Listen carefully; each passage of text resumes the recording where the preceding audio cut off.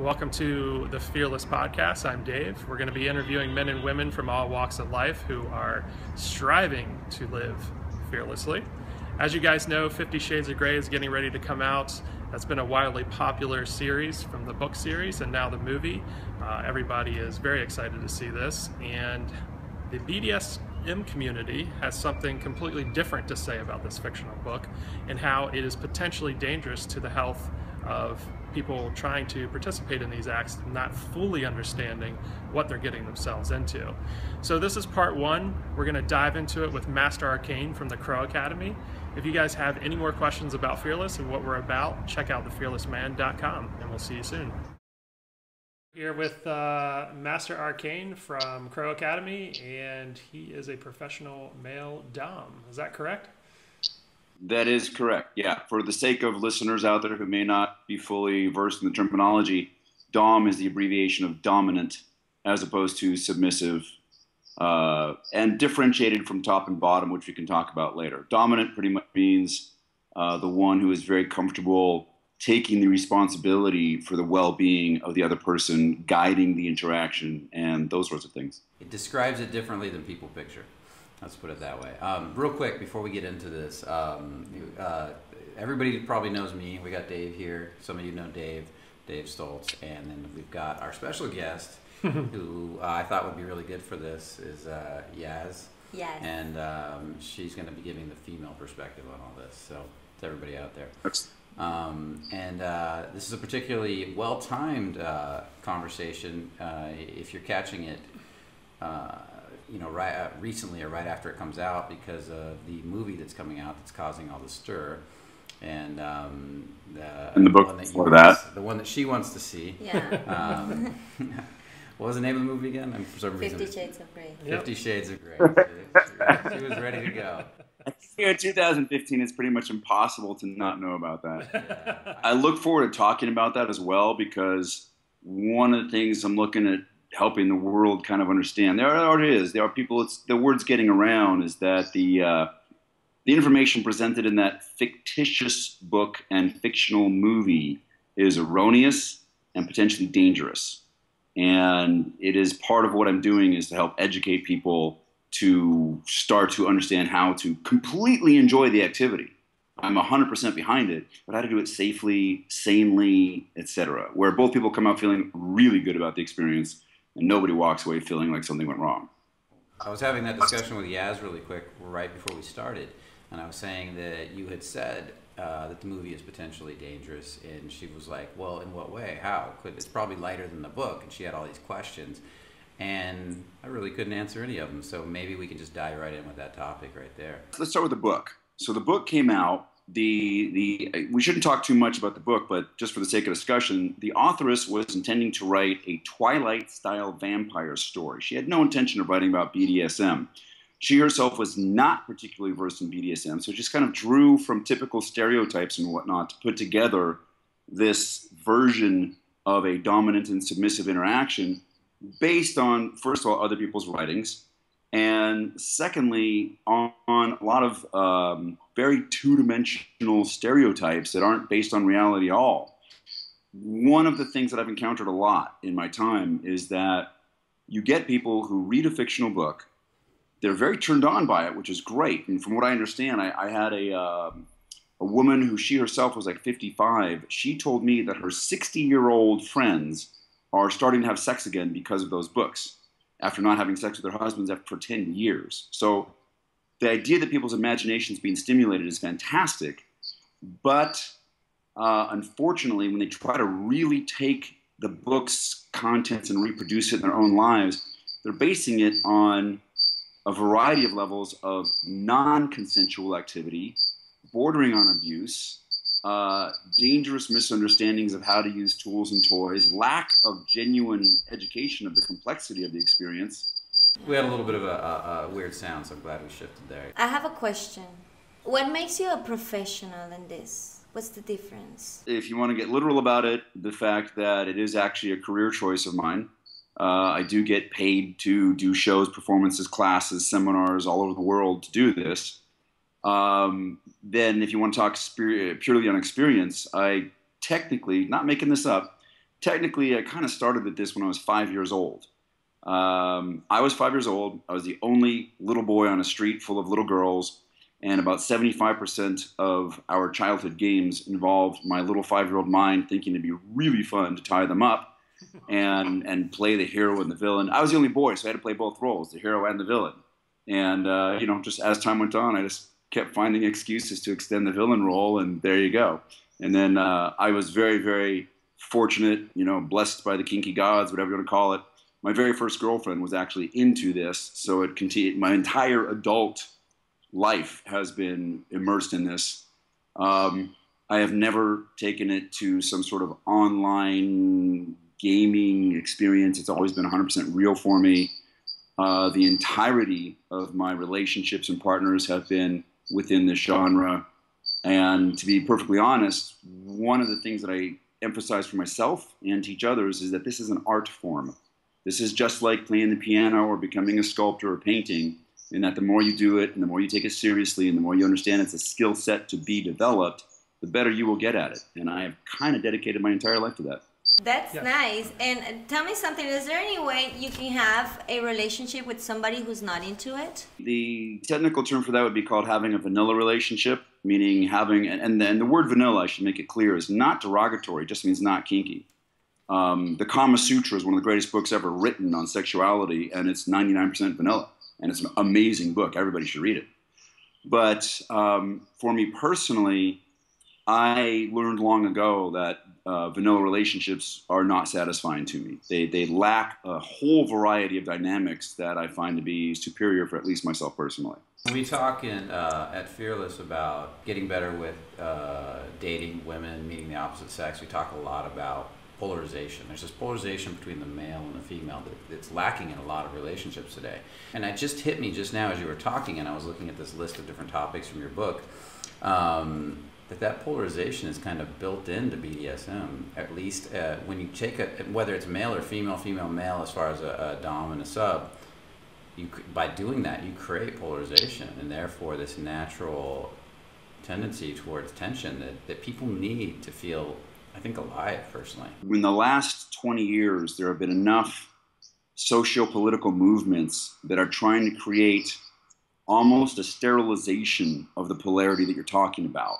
And it's trickled down to almost every level of society. And what I have found is talking to a lot of people in the scene, people whose feet are thoroughly wet in regards to BDSM and kinky activity, that they do very much love and enjoy the exact polarization you're talking about. Now, for us, it's not always men and women. It could also be purely about the power transfer between the dominant and the submissive. One person wants to be guided, the other person wants to exercise a creative energy on the other person. There's actually a term called primal, which is where people are trying to return to, I wouldn't say animalistic, but let's say effectively, primate, mammalian understandings of gender roles, if you will. Not trying to sound cliche in that either, but to the extent that people are, men are wanting to be men, women are wanting to be women, and we're not talking about, socially or economically defined roles. We're talking about some kind of very, very powerful gender identity that's found throughout the animal kingdom. And it kind of is going against the grain of these socio-political movements that are trying to create this grand homogenization.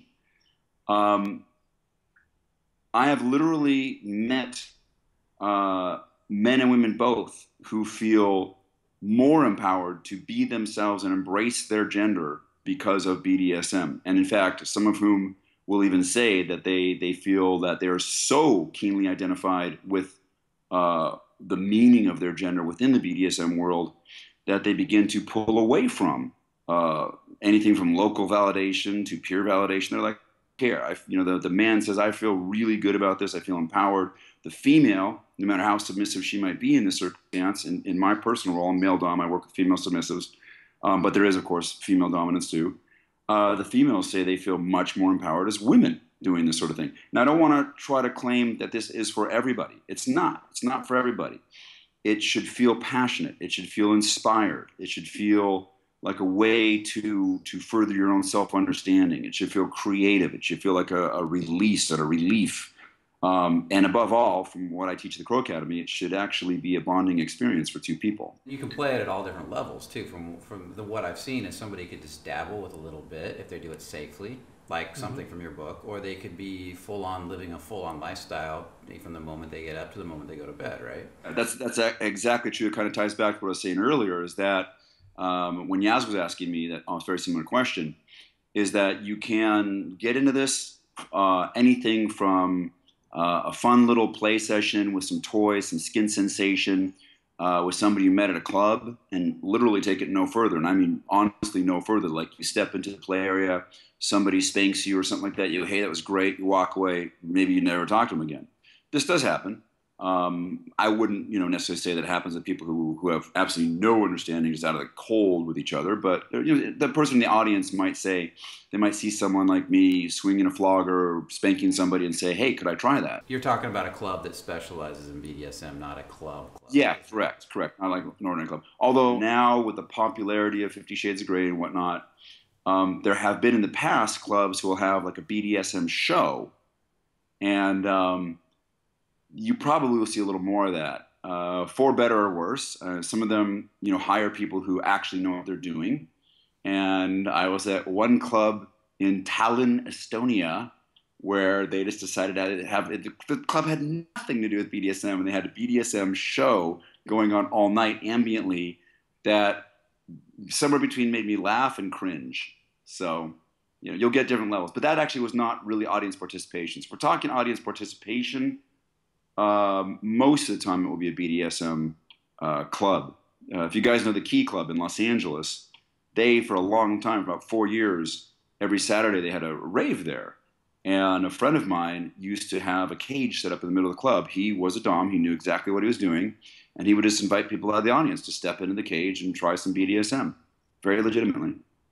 But that would be considered the beginning level, or the least amount of activity. So from there, let's say two people decide, hey, that was really great, let's do that again.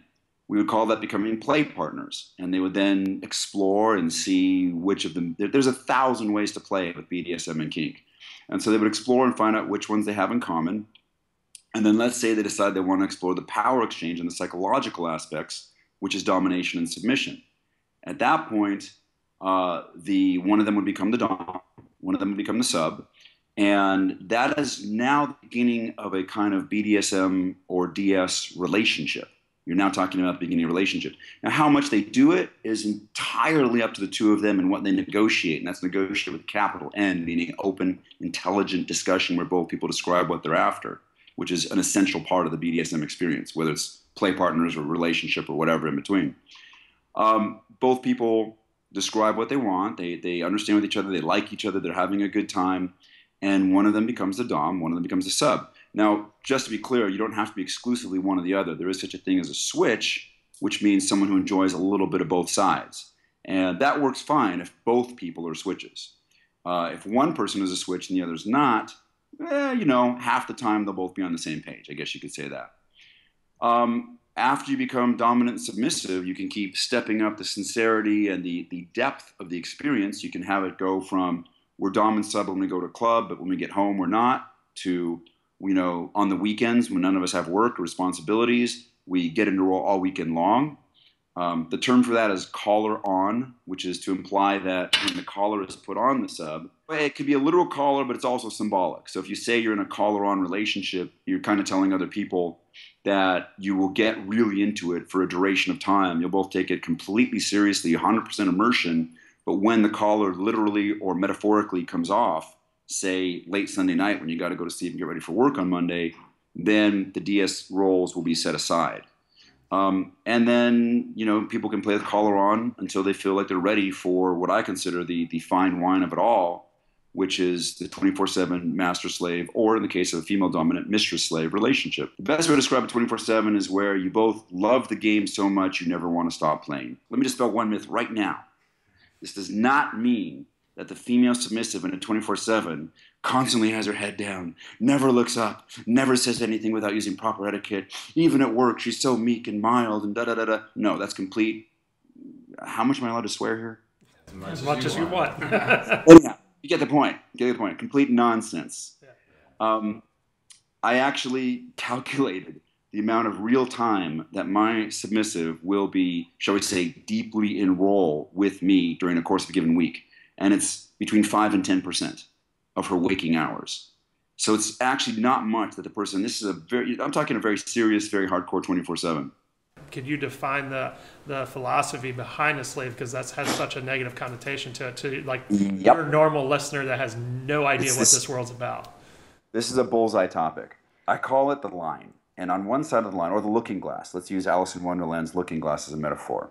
So in Alice in Wonderland, when she looked into the looking glass from her mundane world, she saw clocks and tables and chairs. The mail was delivered by the postman, and the flowers were just pretty in the garden. When she stepped through the looking glass, which is, you could kind of say that's coming into the BDSM fetish world, and from the Wonderland side, all of a sudden the flowers sing, the mailman is a lizard, the tables and chairs dance, and the grandfather clock gives advice.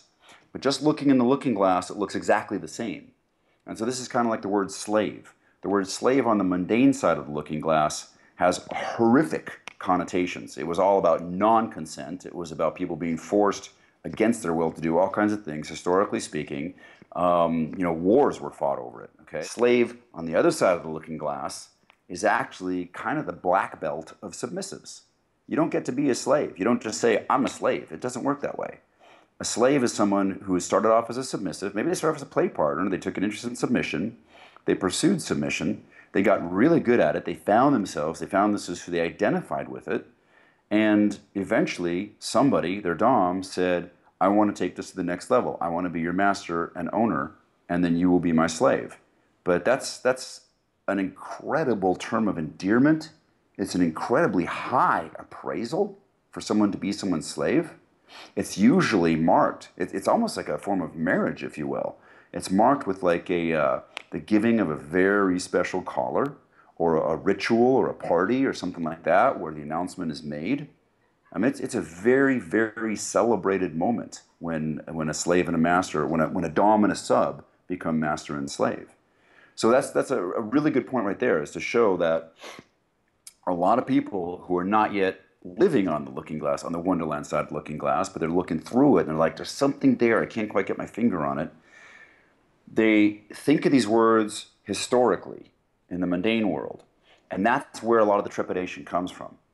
And so what I'm happily doing is trying to educate people that there's a whole other, you've got to step through the looking glass to really understand what's going on. That's how you get critics and people saying horrible things about BDSM because they don't understand it. Then they hear the words and they think of the historical context. You know, a dungeon 400 years ago was someplace you did not want to be, okay? Now, in the BDSM world, the dungeons that I have seen in my life, of my peers, are these gorgeous temples of high eroticism. They are palaces of pleasure. That they are. You know? I actually have a friend. That sounds like you have knowledge there. Well, I actually have a friend. He does construction. He specializes in building dungeons in people's houses. That's his niche. Okay. We need to exchange this information later on. So I actually love seeing people's new dungeons and designing dungeons, and there's a lot of fun to be had there. Master and slave, no matter how deep anybody goes in the scene, you can never ever forget that you are two human beings with real human needs, real human interaction, real human emotions. This all matters very, very, very much. And in a 24/7, for example, I have a level that I describe as drop roll. The slave doesn't actually stop being my slave during that time, but let's say we're having dinner with her parents. And her parents wouldn't understand if she's calling me master or something like that. And for whatever reason, she doesn't feel comfortable informing them. My entire family, my parents, my siblings, they all know the entirety of my life. It's not a big deal. But even then, I might, for the sake of, they accept it, but they don't necessarily participate in it. So in that kind of situation, I might tell my slave, drop roll at dinner tonight. And then we still know, the slave and I still know, that we are who we are. There might be subtle cues all over the place that very few people can see unless they're in the scene, but it's also not uncommon for a master and slave out in the street or mistress slave out in the street to have people kind of look at them and go, what is it about those people? There's like this electricity between them that it's like they're in this like continual dance, even if they're not saying anything. And that's part of what makes it truly amazing. There's also another level, which I just call being at ease, just like the military context, more or less, where, you know, when I'm having a nice, fun conversation with my slave, we're talking about a movie we just saw, we're laughing and eating popcorn together. We're just normal people doing that. She might still put master in her sentences here and there. There's a certain prescribed amount that I'll ask her to do, train her to do as part of my responsibility as a master. And the truth of the matter is things like that, a little word like that, like master, in the middle of an ordinary conversation, it's not affecting the flow of conversation. We're still laughing over the comic that we're watching on TV, but that little interspersed, tiny, tiny little thing, a single word here and there, it's a form of a micro ritual to acknowledge these roles. So that's kind of gives you an idea of the full spectrum of how many ways there is to play in this world. And I want to just emphasize that the most important thing is for people to be themselves. Just because you see someone else doing it 24/7 doesn't necessarily mean it's for you. And just because you see people who are thrilled at being play partners and don't want to take it any more seriously, if you feel like you want to take it more seriously, then my answer is go for it. Learn how to do it right. As far as the safety goes with this stuff, because some of it can get downright dangerous if you don't know what you're doing, and you can actually really hurt some people, especially with the bondage portion of things, and then even some of the psychological damage that can occur if something were to go wrong. Can you talk on the safety around playing in this world? In BDSM, we have a tagline, if you will, called SSC. And that stands for safe, sane, and consensual. There are other similar taglines that people use as they get more advanced in the scene, but anybody starting off with this really has to consider SSC. So safe means, you know, number one, above and beyond. You are looking out for the well-being of each other. You are not, the dominant is not going to do anything that could cause any kind of actual harm to the sub. And the sub is not going to request of the dom that he do something that could be potentially seriously dangerous or put someone in the hospital. You just don't do those things. This is part of SSC. Sane is very similar, that the games you play at a fundamental level are still going to leave both of you feeling good, taken care of, in tune.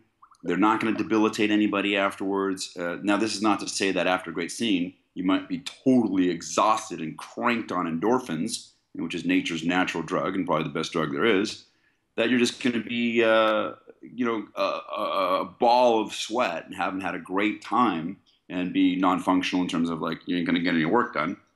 But again, the sane portion of SSC means that the activities you choose to do, you recognize limits. And I'm going to talk about limits in 1 second too, because that's a really big, important topic.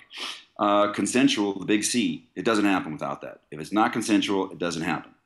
There is a parameter of what's called consensual non-consent, which is to say that if a submissive says, yes, I really want to do an S&M scene with you, and I really want you to use, any of these 50 different toys that you own, but I don't know which one you're going to use, I don't actually have to stop and pick up each toy and say, can I use this now? Can I use this now? They gave me kind of a blanket consent over a wide area, and they're just going to go with the flow. That's called consensual non-consent, but it's really obvious of the level of consent that is still there and existent.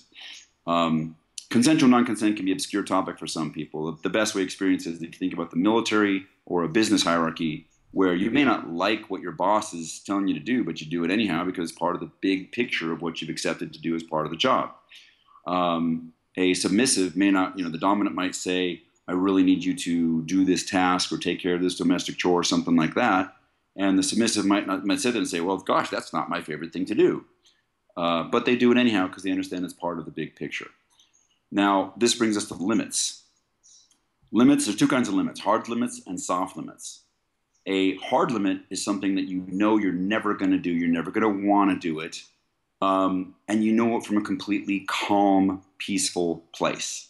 If you're really angry and you say, this is my limit, then unfortunately, the next moment when you're really happy, that limit may evaporate. So it's not really a hard limit. You can't know your hard limits when you're in a strong emotional state. When you're in a perfectly calm state and you know that I have a hard limit of I don't ever want to do a scene with this toy, this particular thing. I don't want to do it. I just know that for a fact. I'm not interested. Then that's a hard limit. A soft limit, and these, by the way, limits have to be stated before play or the whole thing happens. A soft limit is something where you feel as though, as trust is built, you will be able to try exploring that. A perfect example is canes. Many people think of canes for the way the British use them as punishment toys in their school, or punishment tools, I guess I should say. I think of it as a toy. Punishment tools for in school, back when there was corporal punishment. You know, a kid was bad, they got a caning. This leaves a sense of fear in a lot of people. What they don't know is that there is such a thing as essential caning. That's actually a big turn-on. It just has to be done right. That's all there is to it. People have to learn how to do it properly. So someone might see someone being caned. They might see two different people at the same party being caned. One's getting essential caning, and one is getting a really hardcore, like, you know, they're a heavy masochist, and their partner's a heavy sadist, and they're really just going to town on it. And the person might say, wow, the heavy one? No, not interested. That's not my cup of tea. Hard limit there. But the essential caning, I'm still scared about it, but I'd like to try it one day after we play with some other toys. Just not right now. That's called a soft limit. And as I was saying, hard limits and soft limits have to be stated as early as you know them. Newcomers, people just starting off, you may not know what your hard or soft limits are, but if you kind of meditate on it for a few minutes, you'll come up with a couple. There's some things that are obvious, you know, like I have a hard limit against anyone dropping a piano on me. Okay, we get it. You're not Bugs Bunny. More commonly would be like if someone said, you know, I have a hard limit against partner swapping. I'm not a swinger. I'm a kinky person. I'm not a swinger. I have a hard limit against partner swapping. Don't want to do it. Not interested. Not going to sit here and have you debate it with me. Da da da. And if someone states it's a hard limit, the person being told the hard limit has to actually be honest with themselves and say, I can or cannot accept that. And if they don't accept it, they can say, I accept this, this, this, this, and this, but that hard limit doesn't work for me. Is there some kind of middle ground we can reach? This is what the negotiation with a capital N is all about. In the BDSM kinky world, we do not have the luxury of sweeping issues under the carpet the way, say, a vanilla or non-kinky couple might just say, well, I'll talk about it later. It doesn't happen in BDSM. Things are talked about almost immediately. They're talked about clearly, calmly. You get through the things that come up by discussing them. Communication with a capital C is kind of almost the holy grail of the BDSM world. The more you communicate, the better you are as a communicator, the more easily you will achieve a great experience. Is every relationship about sex? A relationship can be totally non-sexual, is that correct? Yes, you can have a completely non-sexual BDSM relationship. The most common place this is found is in the world of the genuine, quality, professional dominatrixes who are out there with their mostly male clientele. By law, they're not allowed to have sexual. They would be classified as prostitutes if they had sexual intercourse. But BDSM, in any intelligent city in the world, is understood as more like a form of therapy. Someone who walks into a club and says, hey, let's play, let's do a scene here, that looks fun. And like, great, that was really fun. See you next week at the club. That's non-sexual. At the same time, from my own personal experience, I can tell you BDSM is pretty awesome foreplay. BDSM or bondage, even just restraint. There was a book, it's kind of out of the circuit now, but it's called The Joy of Sex. Pretty famous, actually. And in The Joy of Sex, they described bondage scientifically. Why is it so hot? And they said because when the person who's bound, when they have the desire to reach out and touch and physically interact with their partner during sex, the impulse leaves the brain, goes out along, let's say, the arm, to the hand, the wrist, the impulse to move. That impulse is prevented, and the impulse ricochets back up the body and back to the brain, causing kind of a feedback loop that creates additional dopamine release or endorphin release or whatever it is. So that's why, you know, bondage is one of the most common fetish kinky activities you'll ever see. Bondage, blindfolds, and spanking, actually. When I've done seminars full of a mostly vanilla audience, I have everybody close their eyes, and I tell them, everybody keep your eyes closed and raise your hand if you've ever been spanked or spanked someone in a romantic situation, if you've ever been tied up or tied someone up in a romantic situation, if you've ever been blindfolded or blindfolded someone in a romantic situation, and they tell them all to open their eyes, And they do, and everybody's hand is up, even though they think of themselves as vanilla. It's also about pleasure, right? I mean, okay, a spanking can be very pleasurable, but I've also seen people say, I'm just going to sit here and tickle this person in a certain way. It's like a whole scene can be about giving pleasure more than doing something painful. Is that correct? If you want to draw an analogy between the art of giving your partner pleasure, up to and including even like Tantra yoga, and the idea that within the realm of BDSM, you have an enormous variety of toys and additional sensations to produce a pleasurable response, then absolutely yes. When I teach people how to do an actual BDSM scene, like how to actually use one toy, then move on to another toy, then move on to another toy, with the human skin, when it has one continuous sensation coming at it, will sort of isolate on that situation and go from a beginning sensitivity level to a high sensitivity level, and then start to cool back down. So it's almost like a, not real numbness, but a sort of awareness in the form of numbness starts to settle in. The way to prevent that is to mix up the sensations. So in other words, I might spank someone with a paddle and then follow it up by rubbing the same area with a piece of rabbit fur. It's that counterbalance of sensations that eventually makes for overall the greatest endorphin. If you want to define pleasure as endorphin release, for example, there's also, of course, psychological pleasure. But then actually that's kind of getting over into DS more, if you want to talk about the psychological pleasure aspect of it. It is a cornucopia of sensations that can give pleasure and dance a person's senses all over the place, and that's part of the art form. That's what makes it an art form. You know, if you've got a palette with 1,000 colors on it. That's a really nice way to describe, you know, the polarity that we were talking about earlier. I mean, between sensations, there's the polarity between the male and female. There's the polarity which creates that electricity and makes everything as exciting as it can be. So that's pretty nice. There's a polarity between hard sensation and soft sensation. There's a polarity between just a soft kind of energy versus an intense kind of energy. You know, for the sake of discussion, and since I believe this is for the right audience, there's a lot to be said for stroking the submissive's cheek very, very, very gently, and then reaching behind her head, grabbing her hair, pulling her close, almost, but not quite, to the point where she might feel slightly threatened, and then you say something incredibly gentle. And all of a sudden, the subs had like intensity and softness and gentleness in the space of like seconds. And you've danced through both sides of the polarity 3 times in those few seconds. And that roller coaster ride is what creates the word you used, cornucopia of endorphin response. Exactly. And you can think of it more literally too. You know, the human skin has pressure sensors, temperature sensors. There's so many kinds of sensors in human skin. And if you can sit here and tickle a few of those and a few of those and a few of those and a few of those, it's not even, polarity might even be the wrong word, because polarity just implies 2, when you might have 6, 7, 8 different ways to dance. This is merely animalistic, imagination, psychologically sexual or maybe no sexual relation. Is there any spiritual connection that you get when you have a relationship with somebody? Is there love? That's a beautiful question. And what I will tell you is that yes.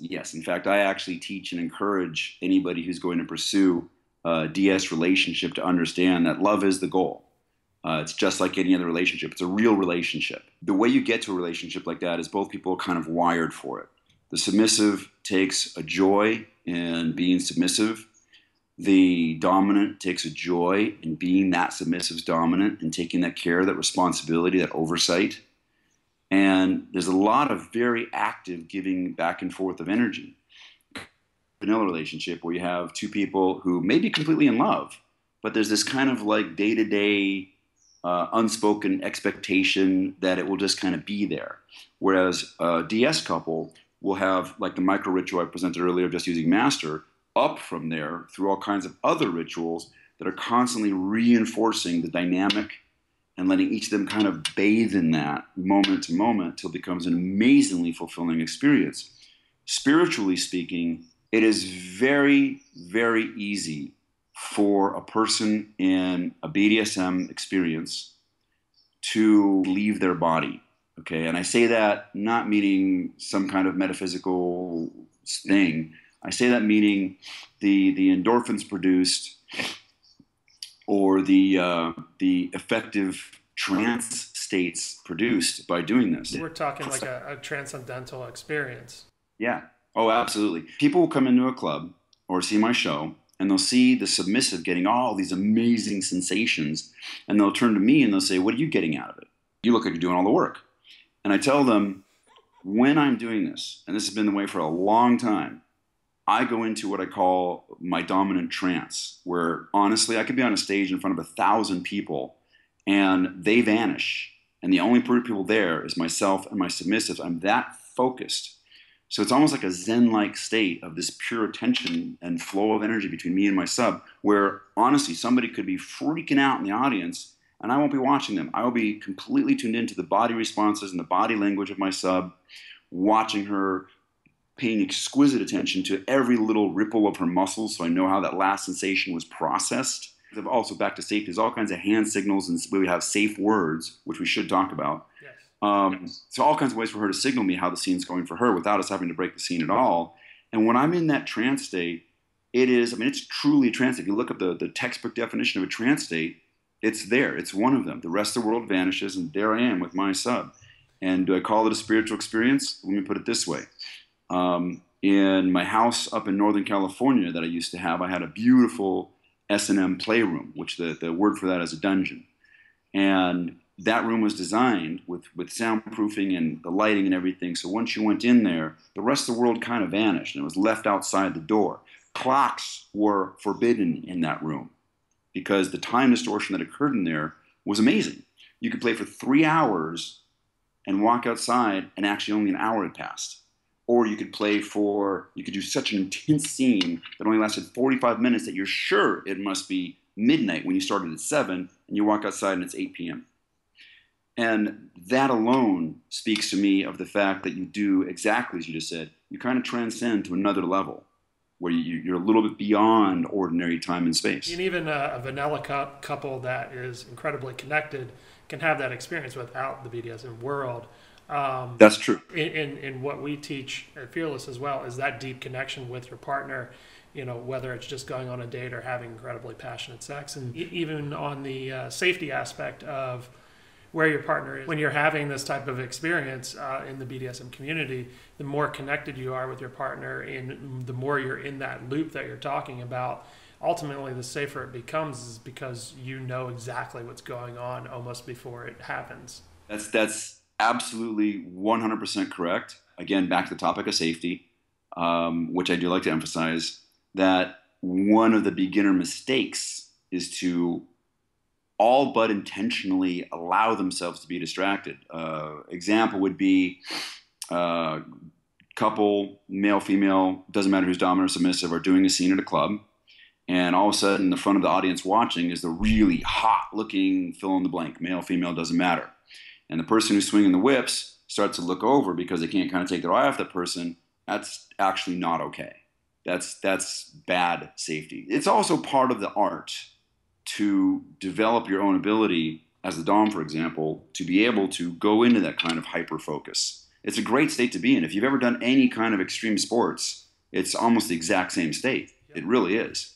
I did some mountain biking in New Zealand down these very, very steep mountains. And I got to tell you, it was really similar. It's like the rest of the world. There was no time, not even for fear. Like fear was like, sorry, no time for that. Just this hyper focus on the road in front of me and what was going on is very similar to the hyper focus I get when I'm with my sub doing a really great scene. When you practice this, how does it affect you with society or in any other activities? Let's say with other people who doesn't do it, or do you only hang out with the people who do it, or how do you take it? What's your perspective? Because I think I see you like you're in another level, in another realm, but I don't know if you're 100% the whole day over there, or if you come back and interact with society, and how does it work? Yeah, the answer is I come down off the mountain. It's a beautiful state, a beautiful scene. As I said, when it's done, will leave both people feeling completely uplifted and deeply connected. It will bond the two people together. It will make them feel closer than ever. But eventually both people get up, take a shower, put on their clothes, go out, go to sleep. Being fully immersed in the BDSM lifestyle, it's a context. It's not a universal. The reality is that when it's on, it's really on.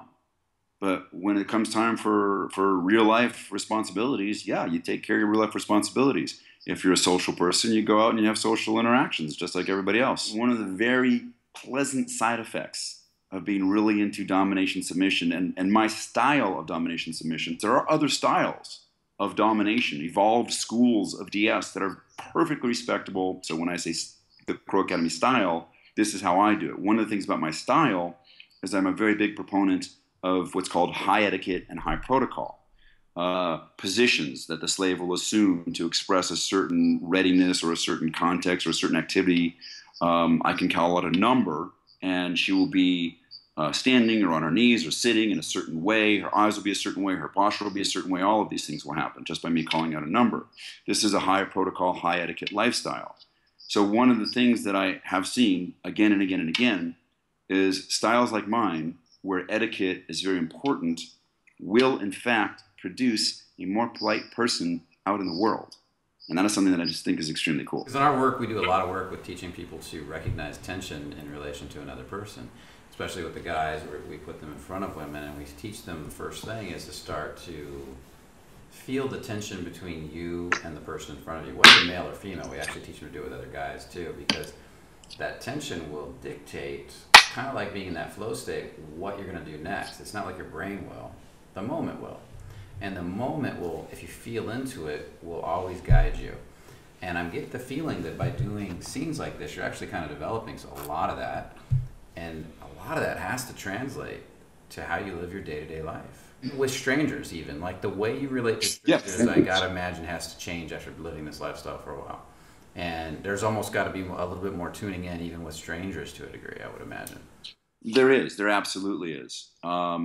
And again, just like any other art form, the more you practice it, the better you get at it. I might be interacting with somebody, the checkout person at the supermarket. I might never see this person again, but I know how much I appreciate my sub using good etiquette towards me. And so I know that that little thing is actually, how it can affect, on an energy level, how it can affect a person's day. And I may choose to be extra polite or say something nice to the person at the checkout stand just for the sake of doing it, just for the sake of adding that level of etiquette or whatever to the world. As far as like sensing the polarity, sensing another person's energy, yeah, I would say that's a cumulative skill in regardless of whether you're BDSM or not. So the more you learn about body language, about reading another person, tuning into them, understanding another person's energy just very quickly without even having words with them, the more that is something that, yeah, it's a skill. It'll become a normal part of your sensory perception, and you will take it out into the world with you. And the thing is, again, in BDSM, it's kind of mandatory that we do this. So you can almost think of BDSM as a reasonable training ground for developing that skill. It's not just the Dom tuning into the sub because we're doing a scene and I have to read her body language. The sub is tuning into the Dom, say in the day-to-day life, and kind of sensing the Dom's needs and whatnot. It's amazing, actually, to me, how there's these very small experiences that tell worlds. I was at a party one time, and a brand new sub that I had just taken on was with me, and she was very unschooled. And she had given me no indication that she was thoughtful. She gave me no indication that she understood etiquette. And yet I was watching. The hors d'oeuvre tray comes past. I grab a couple of hors d'oeuvres off the tray. There was no napkins on the tray. And before the thing was even in my mouth, somehow, from somewhere, she produced napkins. I don't even know where they came from. And it was that, and there's no words. I didn't look at her, nothing. She was just there. She was on it. And it's a very, very, very, very microscopic level of attention to detail on the part of the sub that is an ability they will carry forward with them. So let's say you meet somebody who's interested in this, but he's not very confident, or she's not very confident. Maybe they're rather shy, and they're thinking, this is a good way for me to practice being more dominant or surrendering more. Do you find that's a good step for them to take, or should they get thing done first? Let me give you, this is when I teach beginner classes, this is one of the main things I teach for the dominant headspace. It also works for the submissive headspace. 2 words, everybody knows it: role play. When we were little kids, we were really good at it, okay?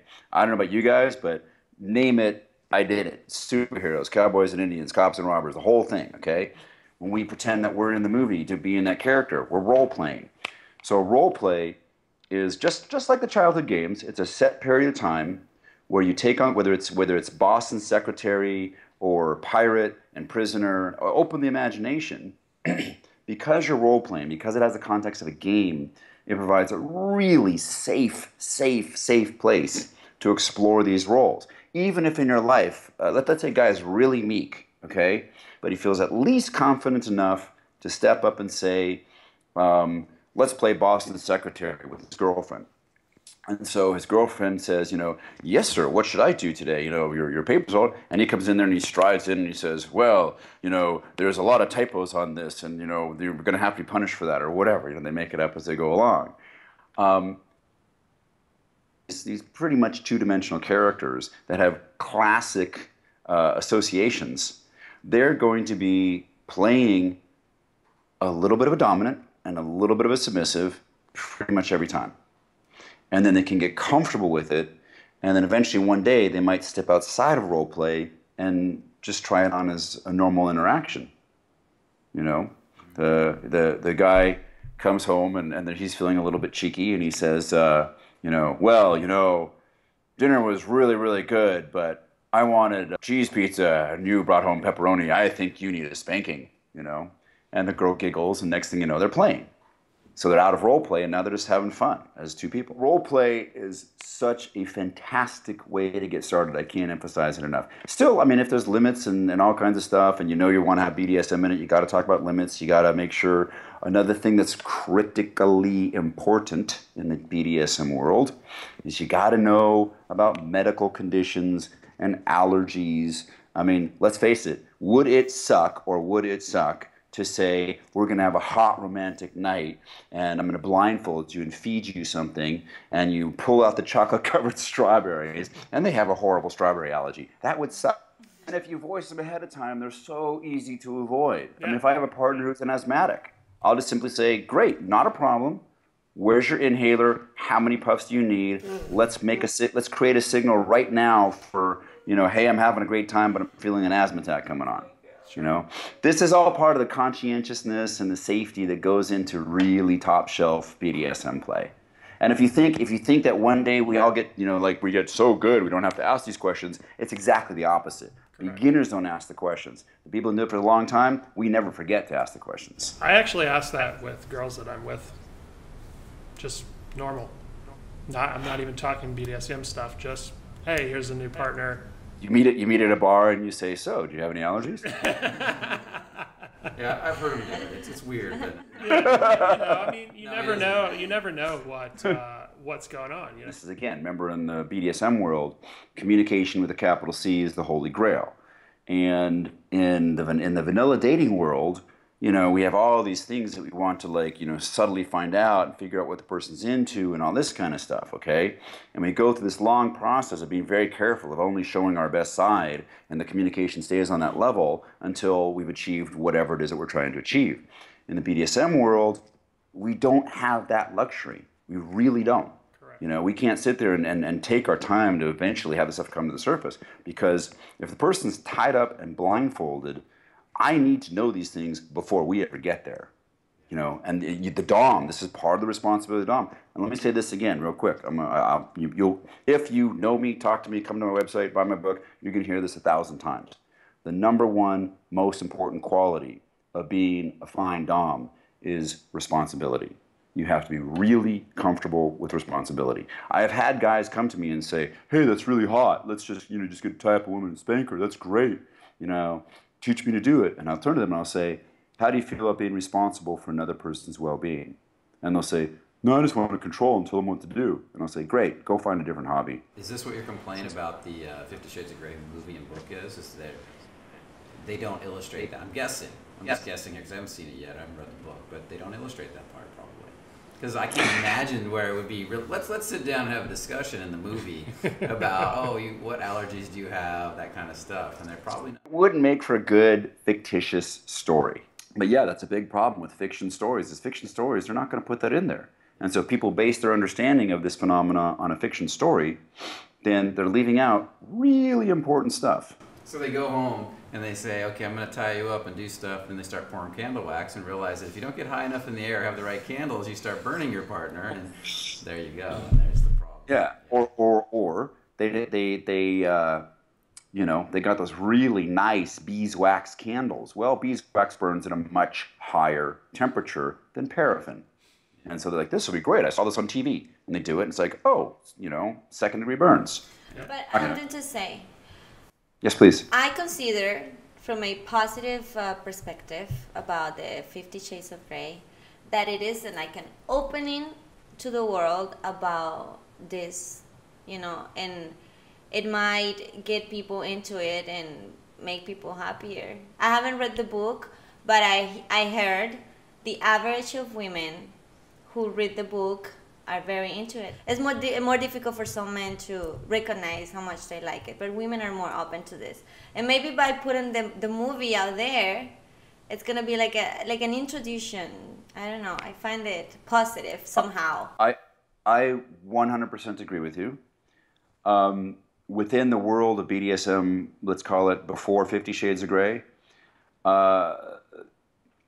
there were only the occasional avenue for somebody not in the scene to find out about this kind of activity. BDSM has been around for thousands of years. Okay, it shows up all over the world. Different religions have BDSM practices. I could list those. There's all kinds of stuff going on, and I don't mean like negative, harmful things. I mean like it was part of their like rites of passage. Talking about tribal peoples, for example. What happened with 50 Shades of Grey is that as much as the books are just questionable in the ways you've described, you are absolutely right in that it opened the mind. What it did was it provided a way for people who felt something inside, couldn't put their finger on it, nervous as hell to talk about it with anybody. All of a sudden, it was okay to talk about it. You didn't have to say, wow, I'm really into this. You could say to your friend, after Sunday church, you could say, wow, you got to read 50 Shades of Grey. It's really, really, really good. Did you read it? Did you like it? I personally am not a fan of the book. I'm a writer myself, so I'm very critical of writing that I don't find to be... I'm trying to be nice about this. I mean, you've been practicing this stuff for years, so you're seeing your art put in a book in a way. It's a jaded perspective. It's not the average person. Well, but let me continue. We're all coming from a jaded perspective. I don't know, but you see what I mean. Well, what I want to say is that people. One of the big there's one now quite popular website that prior to 50 Shades of Grey, it had 2.5 million members. After 50, and those 2.5 million members took about 4 years to show up. And after that 50 Shades of Grey came out, the same website gained 1 million members in the next year. So it's really obvious where they came from. And unfortunately, a lot of them brought some really, really, if I want to be nice about it, juvenile perspectives with them. And I don't mean juvenile in terms of actual chronological age. I mean just in terms of uninformed. Uninformed, skewed, occasionally very self-righteous while being misinformed, which is also a problem. And because of that, you had some of the leaders in the BDSM community really, really talking bad about 50. They could see nothing redeeming about it. They thought it was the worst thing that ever happened to the BDSM community. I was not part of that group. Myself and others who feel the same looked at what happened and said, you know what? That's 1 million more people, even if they're off on the wrong foot. At least they're open to it. They're open-minded about it. The conversation can now happen. And I think that's kind of what you're saying too, is people are able to say, they felt it inside, they had to hide it inside, and now it's like, I actually, to be quite honest, one of the things I'll teach people is if you want to find out if someone's into BDSM who you just met, when you're walking past a bookstore together, or just keep a copy of 50 Shades of Grey on you and say what do you think of this book? Boom, instant opener for that topic, right? So it is open. The conversation is now available because of this book and this movie. I actually, again, as much as I might say that I'm not a fan of the actual writing itself, the existence of it is definitely opening doors and allowing people to come out and admit that they're this. Allowing us, personally, I don't know about this, but thanks to the book and the movie, I am in front of you right now with these two gentlemen asking you about these things that I've never knew before, and then it's very interesting, and it's not as bad as I thought. Exactly. And you know, pursuant to that, that's like very curious, yeah, because now that you're saying that you're really taking care of somebody, I am it's very strong to me, the word slave, and like it's very like it doesn't like fit still in my head, but if somebody's happy doing it, and if you're happy and it makes people happy, and you're not affecting the world, you're not affecting anyone else, well, you know what I was fascinated by was how much you wanted to see that movie, but then I brought up this topic tonight, and I told you about it, and you were like, "Oh no, You freaked out." And I was like, "Wait a minute, you want to go see 50 Shades of Grey? You're all fascinated." But it's all a game. I'm just realizing that you are educating us, and I'm sure a lot of people is gonna start asking you more and more. You're gonna give workshops about this, thanks to this movie, this book, or this that is coming new and opening to the world. So I find it very positive. Yeah, and that's exactly correct. Is that it's a chance now that people are willing to have the conversation.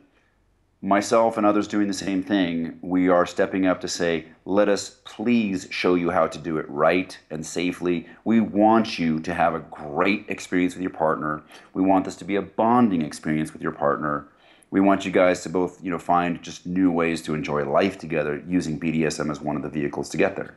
For people that are in a vanilla relationship looking to explore this,